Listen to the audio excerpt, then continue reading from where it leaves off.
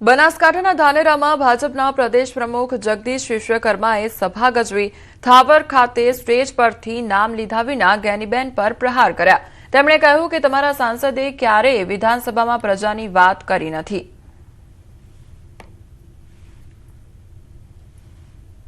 મારે નામ નથી બેનું મારી બહેનનું, પણ તમારા સાંસદ ક્યારેય ધારા વિધાનસભામાં હતા, એમણે ક્યારેય વિધાનસભામાં પ્રજાના પ્રશ્નોની વાત નથી કરી। અત્યારે કેન્દ્રમાં તમે ભલે કદાચ ભૂલથી જતા રહ્યા હશે, પણ કેન્દ્રમાં તમારા પ્રજાની ચિંતા કરે એમ નથી। અમદાવાદ મહાનગરપાલિકાની ચૂંટણીને લઈ પ્રચાર પૂરજોશમાં ચાલી રહ્યો છે। મુખ્યમંત્રી ભૂપેન્દ્ર પટેલ મત વિસ્તારમાં ભાજપનો પ્રચાર તેજ ચાલી રહ્યો છે। ઘાટલોડિયા વોર્ડના ભાજપ ઉમેદવારોએ મહિલા સંમેલન યોજ્યું તો ભજન કીર્તન અને નાસ્તા પાર્ટી સાથે પ્રચાર કર્યો। ગરમીમાં આઈસ્ક્રીમ લિજ્જત માણતા પ્રચાર કરતા ભાજપના નેતાઓ જોવા મળી રહ્યા છે। તો ભાજપના ઘાટલોડિયા વોર્ડમાં પ્રવીણ પટેલ, મયુર ગોહિલ, રિંકુ પટેલ અને જાગૃતિ પંડ્યા છે ઉમેદવાર। અંતિમ કલાકોમાં ઉમેદવારો પ્રચાર મેદાનમાં જોવા મળ્યા। અમારી જે બાઇક રેલી જે નીકળશે એના ઉપરથી જ તમને અંદાજો આવી જશે કે ઘાટલોડિયાની નગર જનતા ભારતીય જનતા પાર્ટીને જંગી બહુમતીથી જીતાડશે। વિકાસના કામો ઘણા બધા થયેલા છે।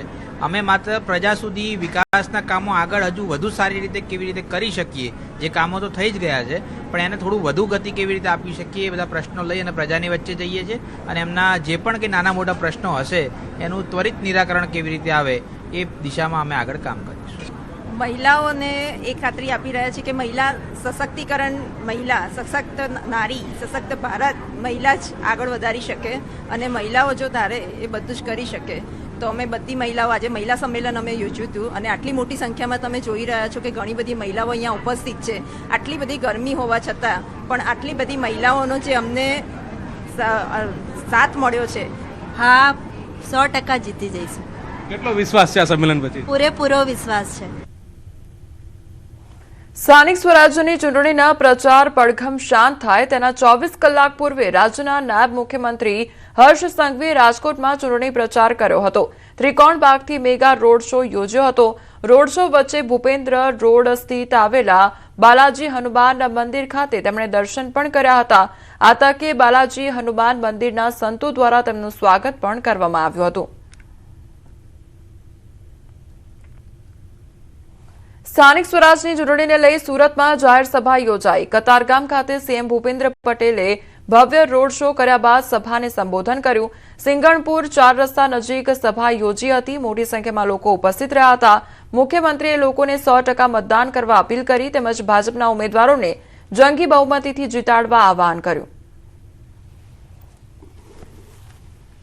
તો સુરતમાં પણ ચૂંટણી પ્રચાર જોવા મળ્યો છે। ભૂપેન્દ્ર પટેલ દ્વારા રોડ શો કરવામાં આવ્યો અને ત્યારબાદ સભાને સંબોધિત તેમના દ્વારા કરવામાં આવી હતી। તો આ સાથે તમામ મતદારોને મતદાન કરવા માટે અપીલ પણ કરવામાં આવી છે।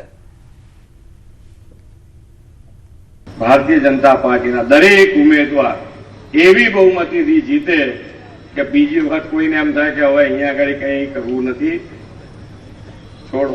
વિકસિત ભારત માટે વિકસિત ગુજરાત લીડ લે અને વિકસિત ગુજરાતમાં લીડ કોણ લેશે? સુરત લીડ લેશે અને એ રીતે આપણે આગળ વધીએ।